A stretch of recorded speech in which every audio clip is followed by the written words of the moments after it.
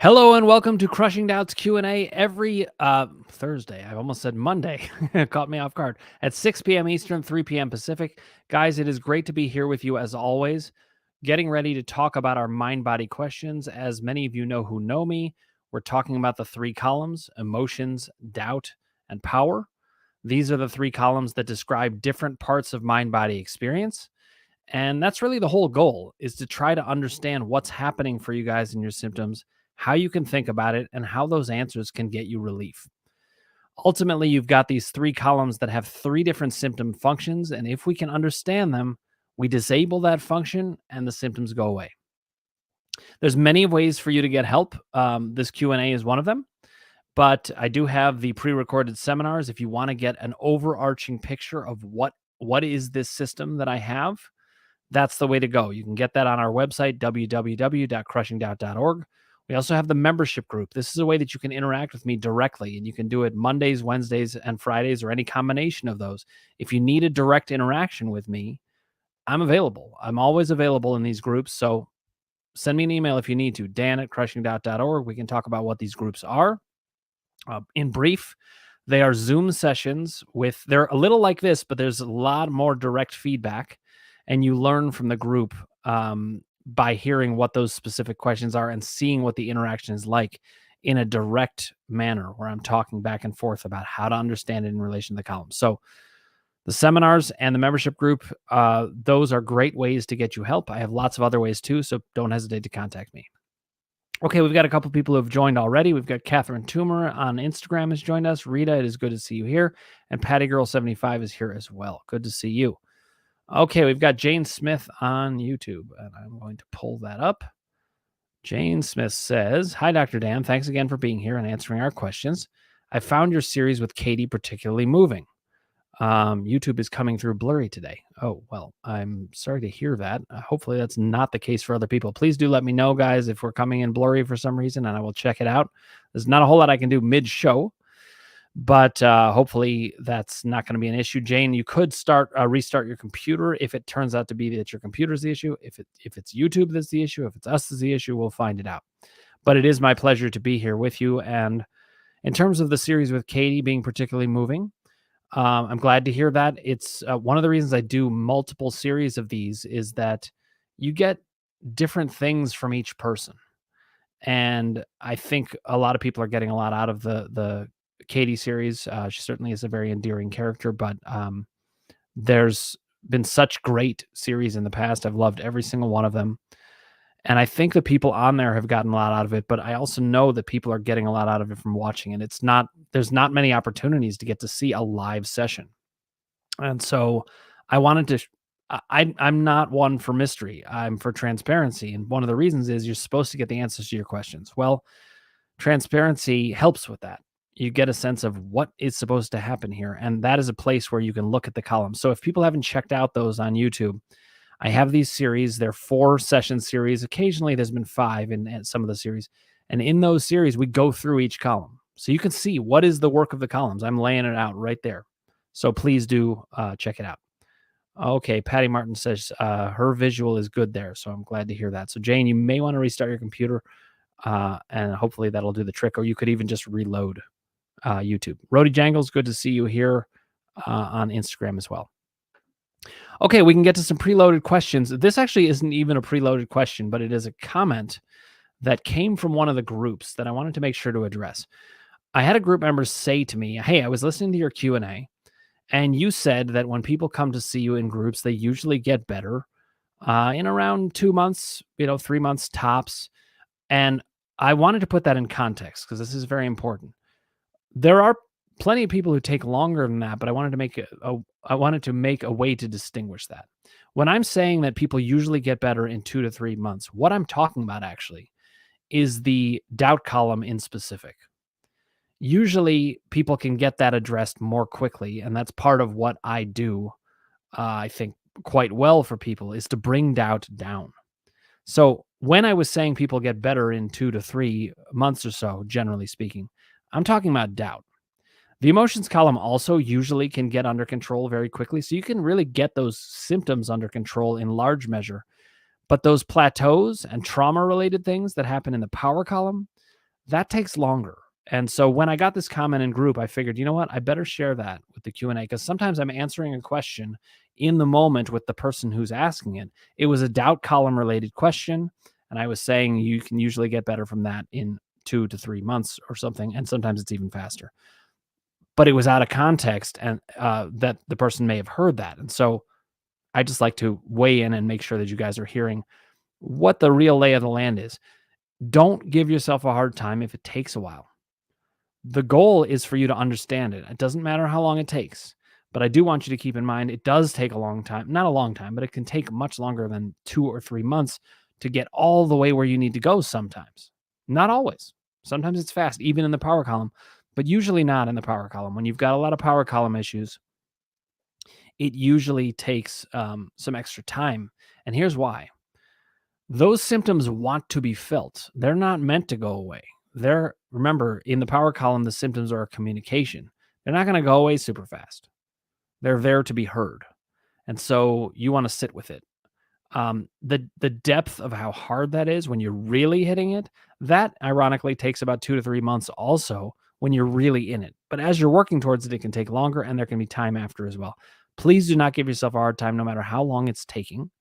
If you do feel it's taking longer than you would hope, though, feel free to contact me and we can troubleshoot. We can pinpoint why that's happening. In group, we can also pinpoint why that's happening. And I pointed out one of the main reasons that power column symptoms hang on for a long time is if you feel that power is dangerous in some way. That's going to be the kind of thing that then keeps bringing doubt back in. Doubt comes back in to protect us from power when we feel that it's dangerous. So that's one reason that it lasts longer. I hope that helps for you guys to hear. Please do let me know if you have questions about it. Okay, Jane Smith says, I did post a comment under the last Katie video. How can you do the same kind of work in the groups? Guess the YouTube problem is on my end. Okay, sorry about that, Jane. So in terms of the group question, I see you have another one, Jane. So I'm going to answer this one first, and then we'll get to that. So how can you do the same kind of work in the groups? Well, on the one hand, it's not going to be the same because you can't get that individual attention for that full hour.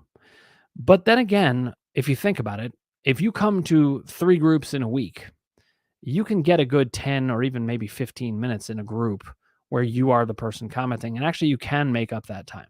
So it can happen, but it is a different dynamic and different people want different things. And I understand that. What I find, though, is that I don't care how long it takes or even what format it is. What I care about is whether you're getting the answers you need. And a lot of the work of the columns is done on, in your time because you live your life. You live with your brain all the time. And so I would never want people to get the idea that they heal because of the time they spend with me. They heal because of the information they get from me. And then that information is something you take with you. So the groups are really just another very cost-effective and very effective way to get information. Not only that, but if you think about it this way, Jane, when you're in the group, you might be making a comment or asking a question, and I might be getting back to you. Of course, I will if you ask it.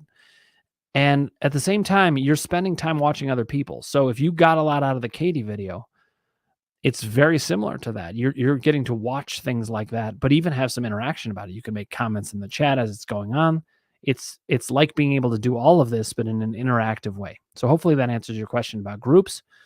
It's not exactly the same work per se, but it is the same. I guess I would say it is the same kind of work. It's all designed to get you information. There's plenty of support in it as well because I'm there and the group is incredibly supportive. It's a wonderful, wonderful group. We have some group members here. I won't call them out, but if they want to speak out about their experience in group, please feel free to because some people are wondering about it. Okay, Jane Smith has her next question. I go for days without quote unquote abdominal pain. Then an exercise triggers pain unexpectedly. I review my core narratives, but pain remains. So the physical cause and effect seems clear. Can you help with doubts? Okay, thank you so much for this question, Jane. This is a question that is the kind of question that I get a lot. It's about triggers. So, as you said, an exercise triggers pain unexpectedly. I like the way you're phrasing it because I can tell you're thinking about this with doubt in mind, and that's something you need to do. Just as a baseline. You've got to call into question, is this just doubt? Is this just a trigger? So the first thing I want to say is a lot of people will say, well, this can't be doubt because the physical cause and the effect are very clear, right? And that's similar to what you said, Jane, except you said it so nicely. And with an open mind about doubt. Sometimes people don't have that same open mind and they're just saying the cause and effect is clear. Well, the good news is this.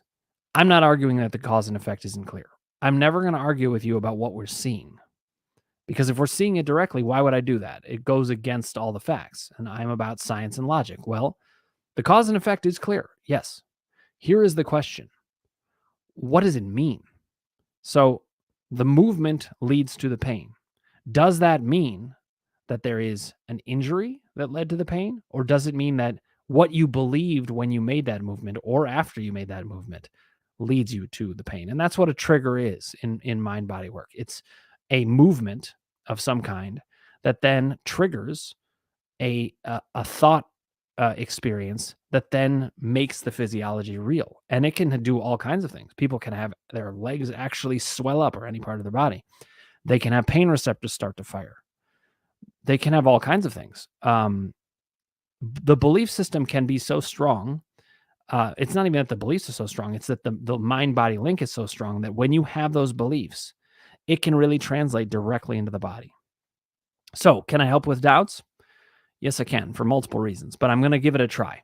When I deal with doubts, I say observe, articulate, and counter. Observe is to call it into question. Jane, you've already done that.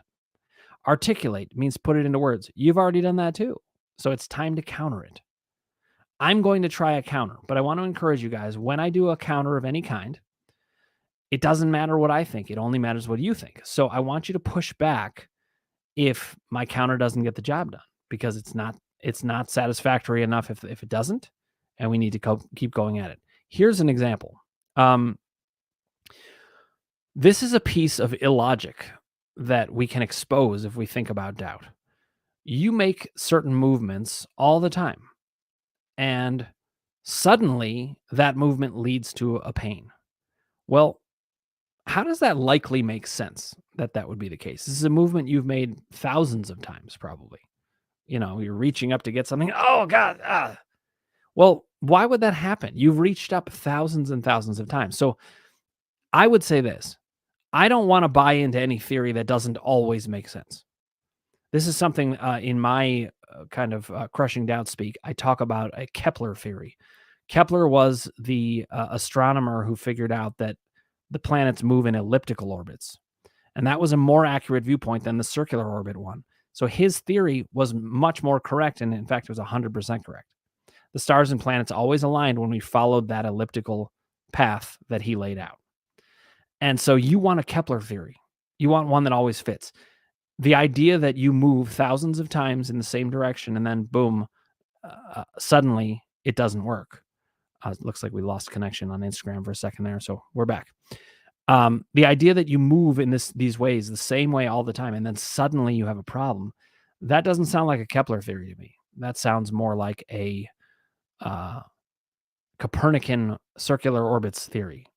And I understand it, and it's incredibly convincing because it's exactly what's happening. What you need to remember is that doubt wants to be convincing. It's never going to make an argument that's just complete and utter garbage because you won't believe it. That won't have functionality. So your psychological defense, believe it or not, is this smart. It watches. It says, this could work. And meanwhile, it's got hundreds of thousands of things to choose from. We move all the time. So boom, it goes in there. Now, if it's already happened with that one movement, now it has a foothold there. It's more likely to go back to that one. Now it's like, this movement's hard for you. So what I want you to do is to start challenging that. But you can't challenge it until you believe it strongly enough. So I've just laid out a potential way to counter it. But now we've got to go back to you, Jane. And this is the kind of thing we do in group. We go back to you and say, okay, was that good enough for you? Did that get you the answer you needed? So let's keep that up. Now, Patty Martin has a comment about the groups. Patty says, Jane, I am in the groups. I love it. It is so helpful. Good to hear, Patty. I'm not surprised because you've told me this, and I can see it on your face in the groups. My questions are always answered to my satisfaction.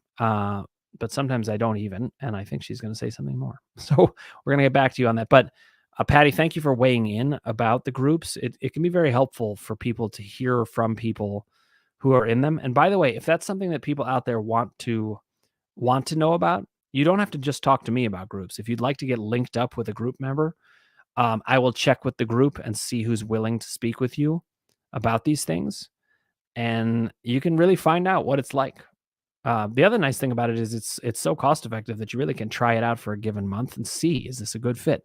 And if it's not a good fit for any reason, we can talk through why. And sometimes I can help people see, oh, actually, this is going to work better than I thought. And other times we find other options. I want to get you guys the help you need. Okay, Patty has a follow up. So she said, but sometimes I don't even ask any questions, but I get so much from listening to everyone else. It really is a pretty special group, and I'm talking about the group members. I think it's a special group in the way that I lay it out and what I bring to the table as well. But the group members themselves are really, they're fantastic people. They're also really wise. You get a lot of wisdom from mind, body, suffering. And unfortunately, they've had it. And fortunately, they've become wise because of it. And so there's a lot of things that continue to add up. The other nice thing about the groups is because you get to do them so often, it's like practice. The Q&A is wonderful, but it only happens once a week. The groups happen more often, and you can just be there and practice it and remember, oh, yes, that's that thing that happens for me where when I start to become powerful, doubt comes rushing in. You get to learn your system within my system much better that way. So I can't encourage much more than that. I think it's even better than individual sessions, honestly. It allows people to get all of this information and practice it. Even in the individual sessions, if you go to see a therapist or you come to see me, even though my waiting list is absurd, so most people are not, you get less time. In the group, you truly get more time. Okay, we're going to bring in a preloaded question here. Let me bring it up. I need to get this cut and pasted. Okay. This one is coming in from Lisa. Oh, let me just adjust this. This is not the right setting, but now I have it. Okay. Patty said about the group, by the way, you feel you are not alone. That is really another advantage to the groups.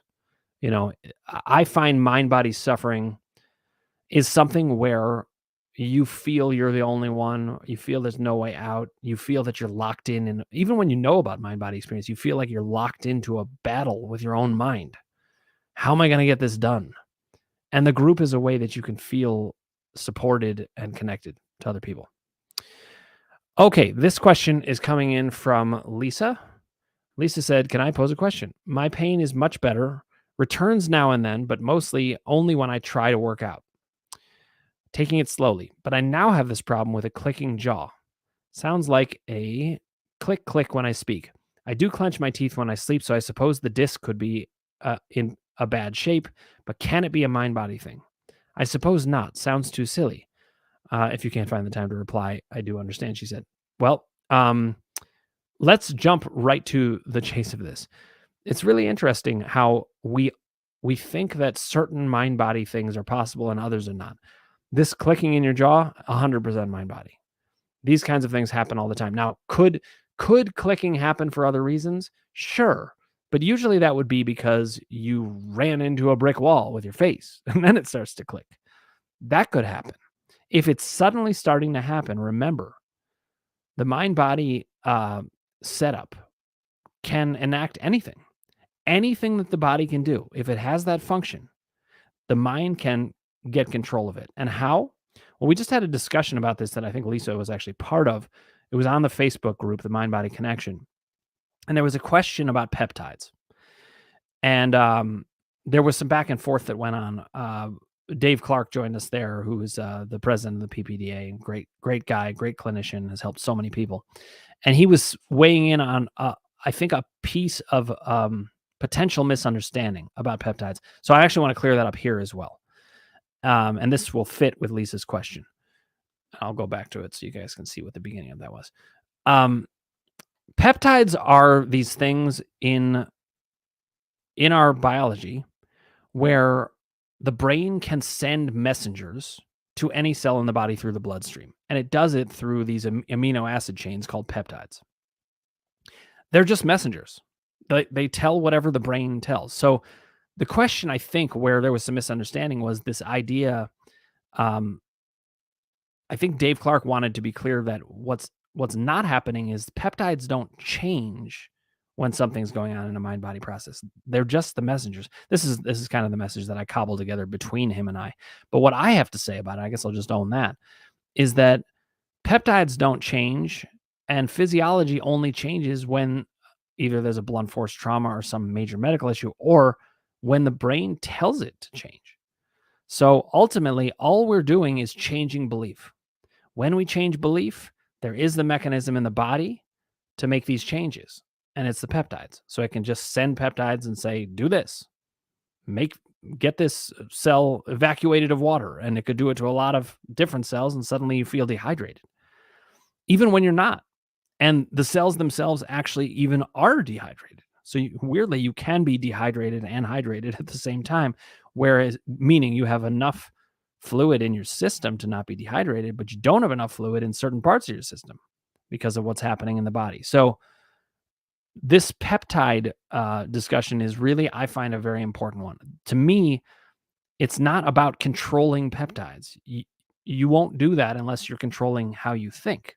So you don't even need to worry about the biology. How you think is going to determine what happens with these peptides. But the fact that the peptides exist is what's important to me, because that shows there is a mechanism. There's a mechanism by which the brain can alter any cell in any way that it wants, and peptides are it. So the same is happening here with the jaw and the clicking. People often have doubt come in around sounds. They say, I don't know, there's this popping sound or there's this clicking sound. And they think that means it can't be a mind-body thing. Well, as an example, there's something called synovial fluid between your joints. And you can get bubbles in there for various reasons, but what people don't understand is you can get it for mind-body reasons. If you are worried about a certain part of your body, it gets more active, or maybe it changes the oxygen flow in there. Honestly, I don't even know what the science is entirely. What I'm concerned about most isn't, look, it has to be scientific, but that's just the prerequisite. What I'm most concerned with is the logic. And the logic says, hey, your mind can control whether there's oxygen flowing into that fluid. So could there be bubbles that cause popping noises? Yeah. And those sounds, they're just another manifestation. To me, almost everything's a manifestation. If you get a very clear injury, that heals in the time it's supposed to heal. Otherwise, almost everything we experience, hold on, let me back up. There are certain things that we have, like you could feel hunger pains from not eating. If there are purely physical things going on, yeah, of course. Other than that, mind-body issues predominate. They're just everywhere in all sorts of ways. Okay, Patty Martin says your thoughts can send blood flow to your erogenous zones. Absolutely. One of the things that I've pointed out is that one of the key examples, very clearly, in the fact that the mind can control the body, is that erections don't usually come initially from some kinds of physical stimulation. More often than not, they're going to come from what the mind is thinking, an attraction that happens here. Same is true for women. Erogenous zones, they do change in blood flow. So sometimes people talk about just blushing in terms of blood flow change. I like to bring in lots of more examples. When I was writing, I'm still editing the book, but when I was initially writing the book, it suddenly occurred to me at one point, oh my God, crying is what's known as psychosomatic. You feel sad, and there's an actual change in your physiology. I know I say these things again and again, but listen, this is part of how we get better, is to say these things again and again until we have no doubt.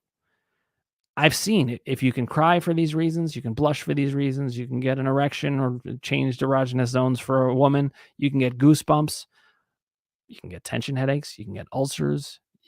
All of these different things, they show we already know the mind can affect the body. Here's the real question. Why wouldn't it be able to do these other things? Why wouldn't it be able to make a clicking in your jaw? It actually doesn't make sense. I like a theory that holds together.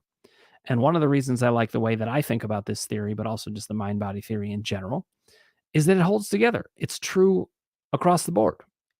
Everything plays by the same rules, and we see it, and there's no exceptions, and there's no weird thing with that. So a lot of times we hear about these mysterious conditions or, oh, I just can't figure out what's going on.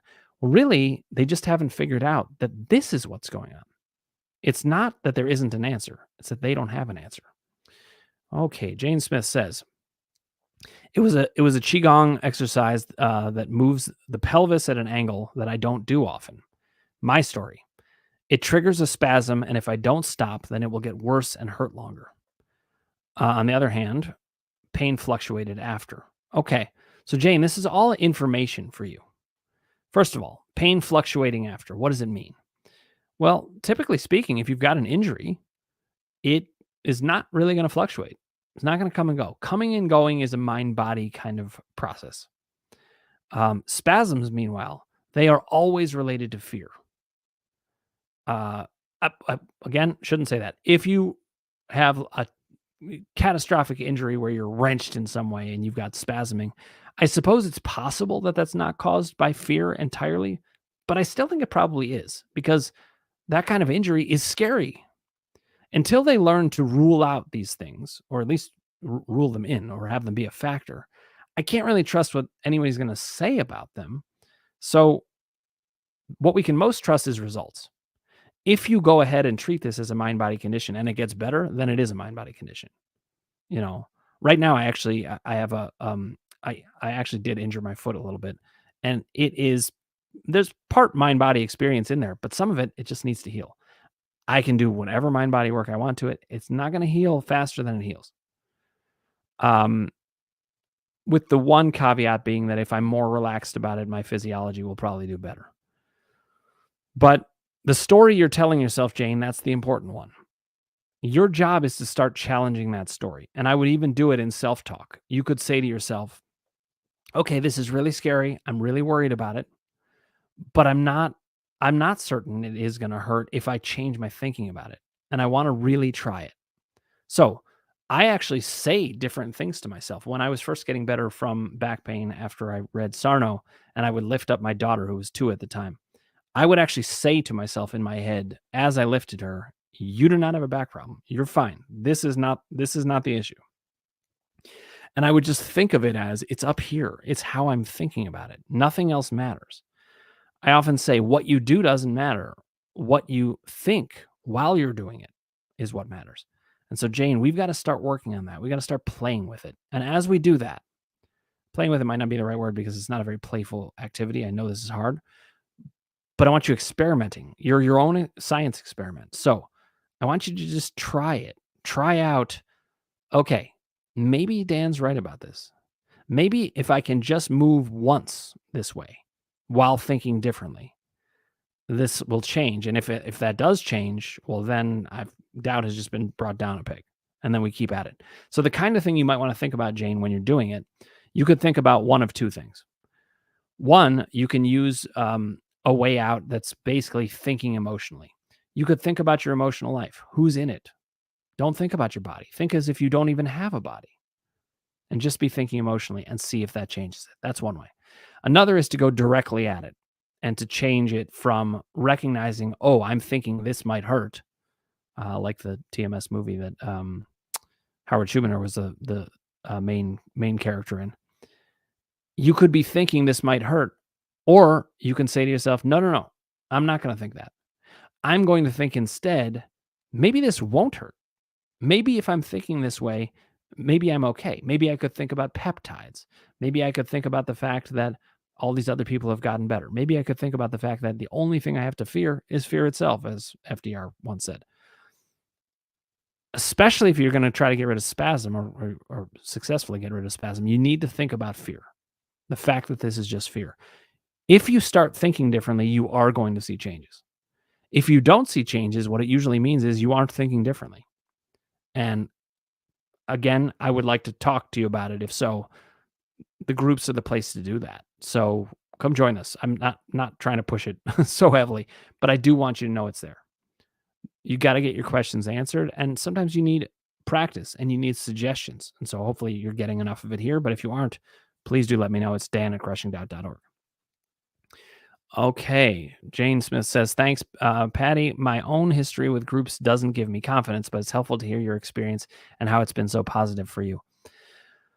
So I'm sorry you have not had a good experience with groups, Jane. We can talk about it over email. I don't want you doing anything that's uncomfortable for you. Absolutely not. But we could maybe pinpoint, well, what has been uncomfortable and how might this be different? One of the ways that it may be different, Jane, than what you might be expecting is these groups are actually not therapy groups per se. They really are question and answer groups, but or I guess I would say they are columns groups. They are designed to study the system, to practice the system together. And that's what we do. Okay, Patty says you're welcome, Jane. Thanks so much, Patty, for being a support. This is the kind of thing you get in the groups even more. Okay, we got another preloaded question coming in. Let me get this loaded. This one is wait, hold on. I'm gonna get it shown here. This one's from Lucille. Lucille says, why do our emotions trigger symptoms now, whereas they didn't used to? Also, in the emotions column, do we think our way through or do we need to feel those emotions? Okay. So I actually clarified this with Lucille just over email when she sent it in. And what she meant by why do our emotions trigger symptoms now, whereas they didn't used to? She is talking about the fact that she didn't used to get emotions column symptoms that much. Once the mind body experience kicked in really for the first time, she was having, a lot of symptoms and she has gotten them reduced quite a bit, but now she has this happening more often. So the question is why? I'm going to get that first question in and then I'll get to the second one. With respect to the first question, why would you potentially have more now than you did before? Well, one of the things is that your thought process has changed. When you have the symptoms, doubt knows it can pounce there more. You're a little more off balance. What happens for a lot of people who haven't had any of those symptoms is they're busy managing things with a different psychological defense. They don't have that as such a major thing. But once you have it, you know about it. Your mind knows about it and it knows it can rely on that. So that's one thing. Here's another interesting thing. I've had this happen a bunch. When I'm working with people who um, most often I end up working with goodists, people who are just people pleasers and, the kind of people that Sarno describes. And they're always taking care of other people and they're very conscientious and thoughtful. But sometimes I work with people who really aren't goodists, but they are having mind body pain. And one of the things I've found with them is it's almost like they're becoming goodists. They're learning to have better interactions with people, for example. I've seen this happen many times where people, it's almost like they become easier, nicer, kinder, more well-rounded people, and boom, these symptoms come in. So one of the ways that it can happen that these kind of symptoms come in more and the defense happens more is if you're actually doing an even better job in your life. It tends to lead to this defense. This is the defense of people who are really coping quite well, actually. The main answer I would give Lucille, though, is that doubt now has a lot more to play with once you've had a symptom. It's a very effective defense. So hopefully that answers that question. Her second question, also in the emotions column, do we think our way through or do we need to feel those emotions? That's a good question. Everything is moment to moment. So there are going to be times where you're going to need to think it through. And then there's going to be times where you just need to feel it. But I'm going to give you a little bit of a baseline way of thinking about that. And it relates to the columns, actually, because the emotions column has emotions in it, but actually so does the power column. The power column is about the broad emotions, though. So I think of it this way. In the emotions column, you want to think your way through it. You want to recognize, just become aware of it and think through what's the theme here. That's a lot more thinking. You turn the emotions into thought and you can kind of break it out and see where things are going and what's leading to what. I call it pairing a symptom with an emotion. And it's a major way you can get breakthroughs in the emotions column. But that's about thinking about it. Now, if you need to do things in the power column, on the other hand, That is where you need to feel it. And the way you can think about it is that it's about the symptom function. In the emotions column, the symptoms function is for distraction. It is there to distract you from knowing. So if you think about it and you think in the right ways, you're going to be able to disable that function, discover what the feeling is, and all you need to do is know about it. That requires thinking. In the power column, the symptom function is to communicate something to you about your emotional experience. And as a result, that's something you need to feel. You've got to actually get in touch with it. First, you got to think about it, but ultimately, you're going to feel it. Sometimes I even tell people in the power column, don't even try to get it put into words necessarily. Just take your body at its word. It feels like this. This is what your trauma felt like. If they're feeling really bad in a particular way, super anxious, or feeling like the walls are closing in, those feelings are so horrible, but they're describing to you what it felt like in the power column. So we have to, this is another reason the columns are helpful. We can identify which column's most active, and it guides us towards what to do. In this case with Lucille, it guides us in the emotions column to think your way through that. In the power column, it guides you to feel your way through that. So hopefully that's helpful. Okay, Catherine Toomer said, "Hi, Dr. Dan. I just switched over to YouTube because I made about 4 entries on Instagram, but it seems that you are unable to see them. I don't know if this is just my phone's problem or, well, actually, I'm not seeing anything come through on Instagram, and I've been wondering about that.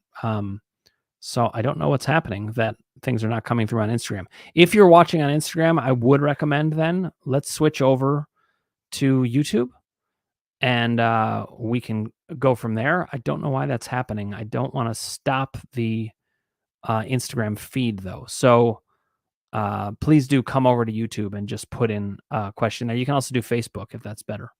But my apologies about that. I will look into what's happening. Thanks for bringing that to my attention, Catherine. So I would recommend if you are Greg is looking into it. Thank you so much. So, Catherine, I would say whatever you were putting in there, yes, let's post it in here and see if we can get you some answers. Okay. Thank you for bringing that to my attention. I was wondering about that. All right. Jane Smith says, "Thanks, Dr. Dan. That definitely gives me concrete ideas as to how to handle my doubt. I'll try all those this week. May I ask how extremely long your waiting list is?" Okay. My individual wait list is quite long. You could be waiting potentially a year, and I don't want anyone waiting a year for anything. So let's put our heads together about that instead. There's ways to go about it. I've even trained people. If you really are dead set on having an individual therapist who understands the columns, I've trained really, really good people in this, and I can make all kinds of recommendations. You also need to remember in terms of the wait list, you're waiting to see me for a short-term consultation. I don't even get to see people that long. Now I can help people a lot in those consultations, but I don't want you waiting for that, but let's put our heads together, Jane. Let's get what you need. Okay? So email me, dan@crushingdoubt.org. Okay. I really don't see anything coming through with Instagram. Very, very strange. Don't know what's going on there. I don't even see people joining there, and I know there are people who have joined. So if I'm not answering your question on Instagram, I apologize. I'm not seeing any of them. The last thing I saw was Rody Jangles joined, and that was a while back. So my apologies about that. All right, let's get to another preloaded question then. All right, this is actually from another group member. So I can use this. Okay. Hold on a second. This is from Miranda.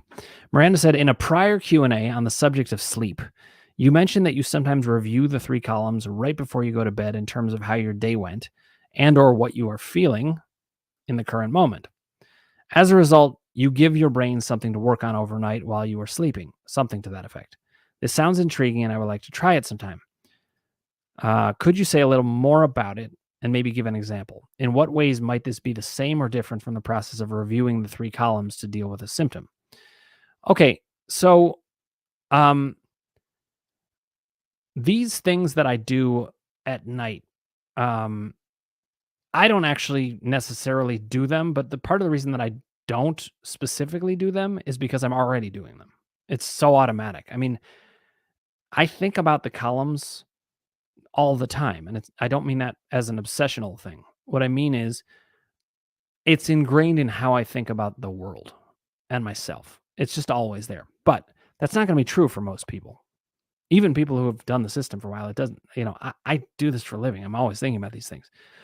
Um, so what you want to do is just make sure that you don't go to sleep when you're having these kinds of symptoms. You don't want to go to sleep without checking in with yourself. And that's essentially what it is. It's, 10 to 15 minutes, just check in, review the day, just be like, what happened? And I do think of this kind of as an emotions column thing more than anything else. You're checking the day for what themes were activated, what went on, how did I feel about it? And it just gives you a chance to make some things conscious. And one thing that I have found really striking and important is if it's conscious when you go to sleep, which is a funny way of saying it, of course, you become unconscious, but if it was conscious before you went to sleep, you carry that with you. And that's what happens in dreams. They call it dream residue, that it's whatever happened in the day shows up in the dreams. So we are directly manipulating. I don't the term manipulating has a negative connotation, but we're changing. We're affecting change on purpose. We're getting assertive with it instead of just waiting and hoping for the best. There's no reason to do that. You can get very active. And this is a way to do it. So, Miranda, the thing to do is really review your emotions column experience. You could also think about doubt. If you could just check in and see, am I having lots of doubt? And if so, spend a little time with those thoughts. Maybe dip into each column, but primarily you're thinking emotions column stuff. No, you know what? I shouldn't say that. I think you should really check each column. The emotions column is probably the most prominent one of the three in this situation, but check them all. Because if you had a big dip in power, for example, that's definitely going to get carried forward in a dream. I've seen this happen many times, and we've talked about it in group. A lot of group members have been having more powerful dreams because we're talking about the power column, because we are making advances in it. And I've seen that myself. Okay. Patty's encouraging Jane to come to the group. Come see Dan in the group. We are nice people, Jane. It is totally true. And Jane, let's talk also, because you've had some not good experiences. I don't want to force anything. I want you to feel comfortable. But Patty, thank you. You're helping. At least I think. And I sure hope so. Okay. Catherine Toomer said this. Okay, I'll repeat this one. I have still been having some hip joint pain and pain sitting cross-legged, which I've never experienced before and which came on suddenly. But today, I have a classic yucky head cold, and almost as though I can't do two things at once. I have almost no leg or hip pain, and I had begun to doubt the TMS of the pain. Thank you for sharing this, Catherine. This is the kind of thing that I find is such great evidence. There are so many people who say, my symptoms disappeared during COVID. If your symptoms are capable of disappearing because something else is there, they're mind-body. Think about it in terms of a broken bone. Does your broken bone go away when you have a head cold? Nope. This is direct proof of that. Catherine, I think, is pointing that out and sharing it. And I appreciate you sharing that, Catherine. Really good information for lots of people. And I think it's the kind of thing that you need to think about. We're always looking for inconsistencies in the logic because that can expose doubt. So thank you for that, Catherine. Okay, Jane Smith said, thanks, Patty. Or she's saying Patricia, but we call her Patty in the group. It's me, not you. Well, I think I would love a positive group experience. I'm just afraid. What if I fail at this too? How many people are in the groups? Is it like 20 people? I'll answer that question in a second. But the first thing I want to say is, guys, the way I think about failure, how do I think about failure? The way I think about failure, I guess I would say, is there is no such thing as failing at this. If you're not getting better, it's because of one of two things. One, you stopped trying to apply what I'm telling you, or I haven't given you good enough answers. And so there's only one way, I suppose, that you could play a role in not getting better, and that's if you stop. If you keep trying to get your questions answered, questions are the gold standard here. Good questions. And by the way, I distinguish between A and B questions. This is terms that I came up with, but A questions are questions that are designed to get you better information, to further your understanding, get you further in the process. B questions they're authored by fear. They're not designed to get you better. They are designed to scare the crap out of you. They may be in question form, but they're not looking for answers. So you can't fail as long as you keep trying. It's my job to get you the information in whatever format we choose. Okay. How many people are in the groups? Is it like 20 people? The groups usually run from about, I'd say, 7 to maybe 12 on average. Occasionally there can be a bit more. Occasionally there can be a bit less, but it's all pretty much always in that range. And so at least so far. And I care about the quality of what's happening in those groups and how it goes. So I'll keep monitoring it. If it ever got up to 20 or something like that, I'd probably think about expanding. Okay, we need more times then, because ultimately you guys do need time. You need time getting answers. You need time with it not being so frenetic. Now, I will say this: even in this Q&A, I don't find it so rapid, at least not most nights. Sometimes there's rapid fire questions and I got to get to a bunch of them. But there's time for you, especially because the goal of this is to help you understand it. And so I'm not going to rush that. We got to get you good answers. Okay, we're going to finish up on this. Patty Martin says, we have different people, different days. You can't fail. We all understand each other and we don't care about anything but making each other feel good. And Patty, I love that. Well said. I will add one thing to it so you and I in combination can kind of be saying a particular thing. We do really want each other to feel good, but the great news is we do it with facts. It's science and logic as well as supportive psychology, but it's not just saying things to make you feel good. It's saying things that you can feel good about that are legit, which I know Patty meant anyway, but I just wanted to highlight that. Okay, guys, thank you so much. It's a pleasure as always. I don't know what's going on with Instagram. We will check it out and should have that problem fixed without any problem going into next week. But again, our Q&As are going to continue to be Thursdays at 6 p.m. Eastern, 3 p.m. Pacific. This seems like a great time for lots of people. And I do like kind of finishing up the week on this together to give you a nice send-off into the weekend heading into Friday. So thanks again, guys. It is a pleasure, and I look forward to seeing you next week. We'll keep up the answers to the questions. That's the whole ball of wax. We've got to get you answers. Thanks so much for